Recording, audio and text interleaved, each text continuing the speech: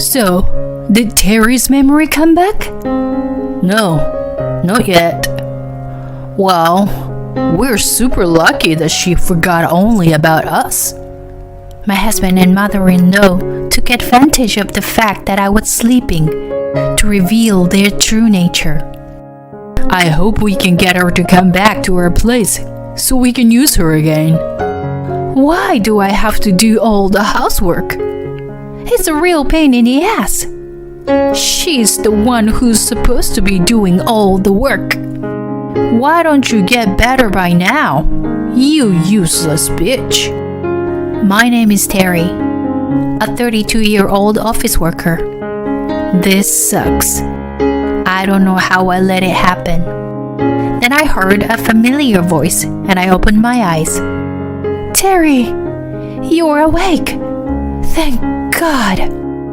I opened my eyes and there was my mother with tears in her eyes. I looked around and realized that I was in a hospital room. Mom, why am I here? Seems like you suddenly got dizzy outside and fell down the stairs. What? Is that so? You had a concussion and lost consciousness. You were rushed to the hospital by ambulance. Oh, yeah. Sorry. Don't apologize. I'm so glad you are awake. I'm gonna get a doctor now. Said that, my mother left the room. And then a man came into the room, as if to replace her. The man was looking at me awkwardly. Terry, are you okay? Excuse me? Who are you? Do I know you from somewhere? What? I'm sorry, I don't remember. You're kidding, right? I'm Vince. I had no idea who he was. This man calls me by name, as if he is familiar with me. But for some reason, I can't remember anything about this man. I've never seen his face before, and I think I've never heard his name before. Vince? Then the man said something surprising. I'm your husband. What? I was confused. I was supposed to be single. I was never married. But the man in front of me says he is my husband. You don't really remember anything, do you? Well, that's... I don't know. I don't even know if I have no memory under the circumstances. While I was in trouble, my mother came with a doctor. Oh, Vince, you're back. Yes, I brought her some change of clothes. My mother and the man are having a normal conversation. Could this man really be my husband? The man looked troubled and started to explain the situation to my mother. Terry doesn't seem to remember me. Maybe she has memory loss. Huh? My mother and the doctor's eyes widened at this comment. Let's arrange for an examination immediately. The doctor said so, and I was admitted to the hospital for a test. For a few days until the test results came back, many people came to see me, one after another. People from work and my friends came to see me. I remembered them all. I tried to remember what I did for a living, and I did. How on earth could I have forgotten the man I called my husband? And there were other people I couldn't remember. His parents, especially my mother-in-law. My mother-in-law came to visit me several times, but I couldn't remember her, as I couldn't remember my husband. I remembered the others no problem. I only forgot my husband and mother-in-law. Then the doctor told me the results of the test. At first, they thought it was traumatic because I fell down the stairs. However, they said it wasn't traumatic because I didn't have any bleedings in my brain from hitting my head on the concrete in the street. Therefore, they said it was probably psychogenic, triggered by the head injury. The doctor's diagnosis made some kind of strange sense to me. Whenever I try to remember my husband and mother-in-law, I get pain in my head. It's as if there is something I don't want to remember. I wonder if my memories will ever come back. My husband and mother-in-law are surprised that I don't remember them, but they seem to be concerned about me. Doctor, how long is Terry going to stay in the hospital? I hope you let her out soon. I heard she fell down the stairs. I'm glad she's all right. But the doctor had explained to them, but they'd better wait a while. And even if she could be discharged, it would be better for her to stay at her own parents' house until her memory comes back. When the doctor said that, the in-laws' eyes widened. Why? Terry is my wife. That's right. And she was living with us. Are you saying you were going to take my daughter-in-law away from us? I was surprised at my mother-in-law's sudden loud voice. The doctor was also surprised. Please, calm down. Also, this is a hospital, so please be quiet. When the doctor said that, my parents-in-law kept their mouths shut. At this point, I had a sudden headache. Terry, what's wrong? The doctor noticed something wrong with me. I'm sorry, my head hurts. Let's get you checked out right away, shall we? After the doctor said this to me, he urged my in-laws to leave. The in-laws left the hospital room with grim faces. Their faces did not show that they were worried about me. Are you okay? After my in-laws left, the doctor asked me with a worried face.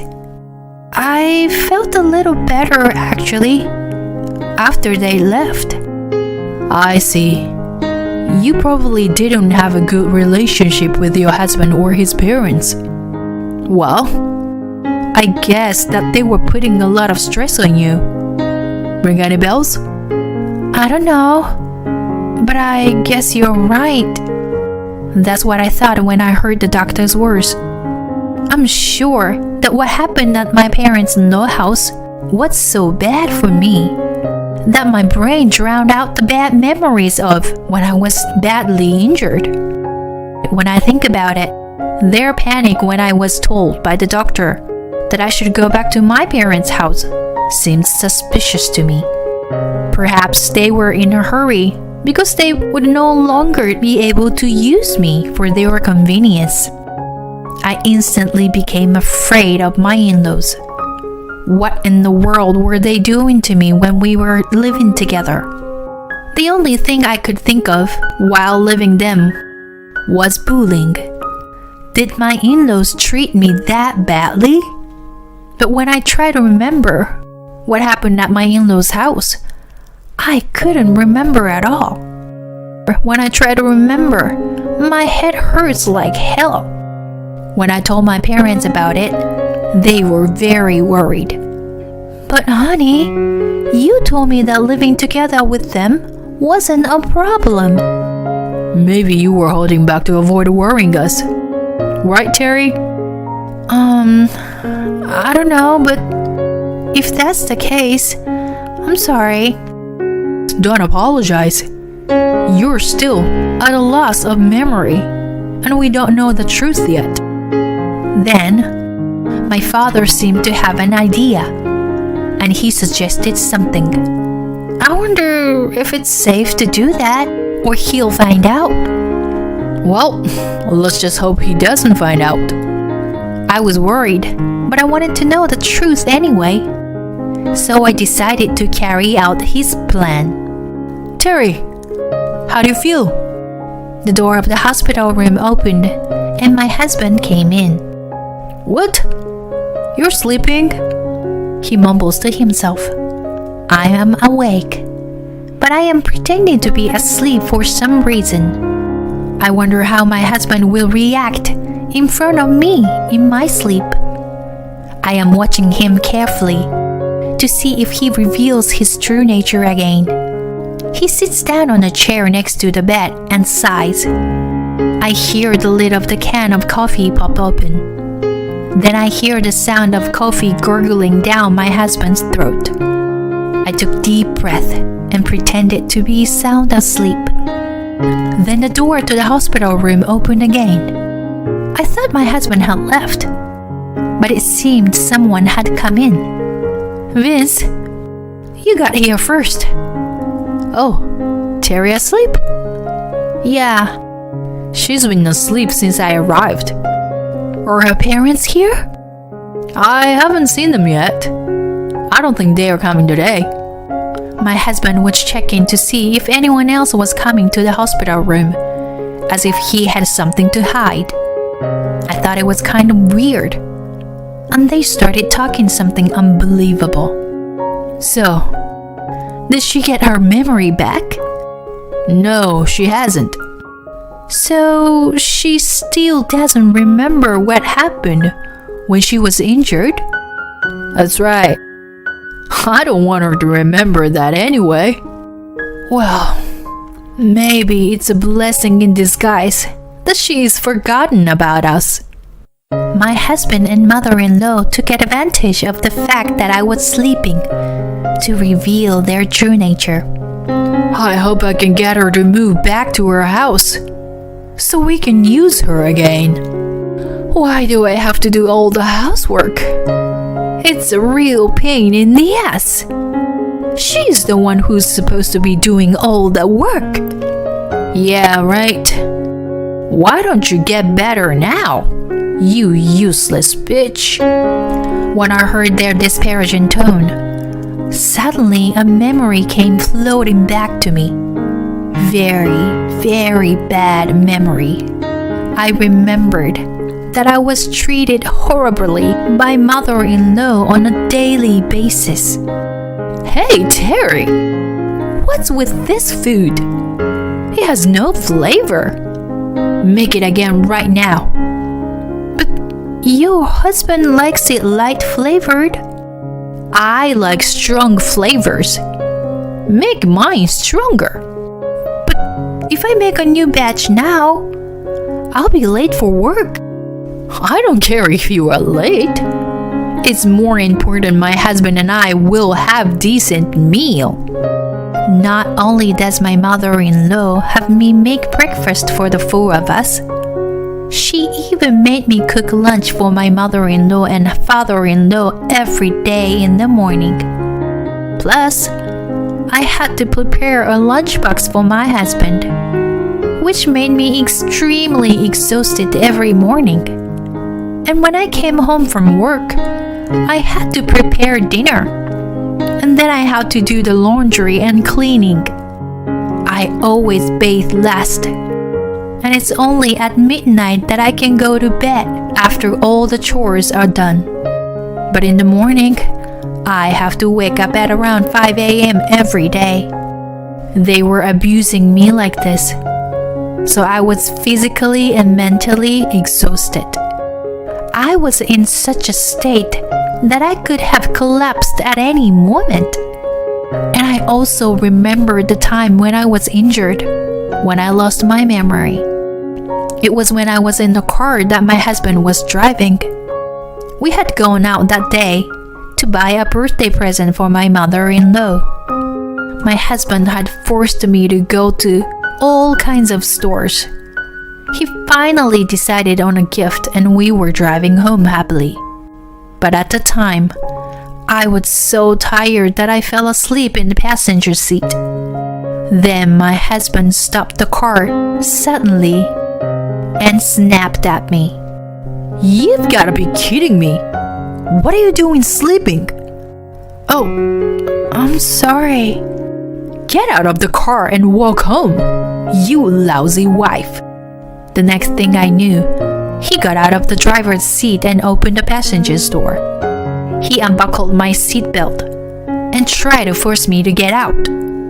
I made a crouching motion with my hands on my head, but my husband grabbed my arm and pulled me down. I fell to the ground with great force. I probably had a concussion from the strong impact and fainted.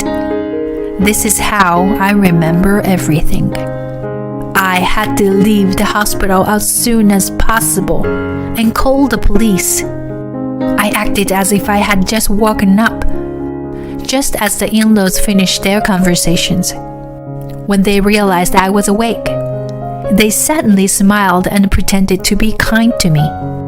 Terry, you are awake. How you feeling? Take it easy.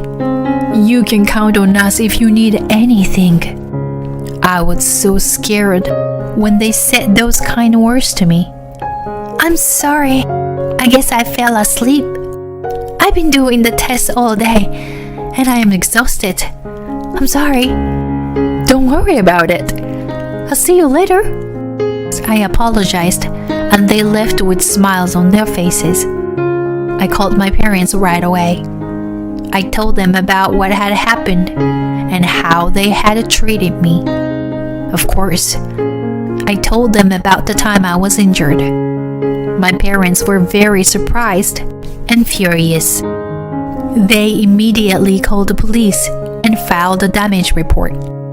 And we made up our minds to ask for a divorce. But all this had to be done without my in-laws finding out. I was discharged from the hospital and went back to my parents' house for the time being. My father and I visited my in-laws and asked them to let me take some of my belongings so that I can stay with my parents for a little while to rest. My in-laws asked me if my memory had returned, and I lied and said it still hadn't. My in-laws looked worried at first, and I told them that doctor told me that my memory might not come back at all. When I told them that, their eyes lit up. Well, I'm sorry about that. But don't worry, honey. You come back to us when you're feeling better, okay? Yes. We care about you very much, Terry. My husband and mother-in-law are saying such things. My dad clenched his fist, but managed to calm down and be patient. He went to my room first to get my stuff. I collected my clothes and some other things, trying not to let my in-laws know. After that, I went straight to the police station with my father. I explained the circumstances of my injury and filed a damage report. The police said they would start investigating immediately. Then we hired a lawyer and discussed the divorce. Fortunately, I kept diaries of the abuse I received daily all this time.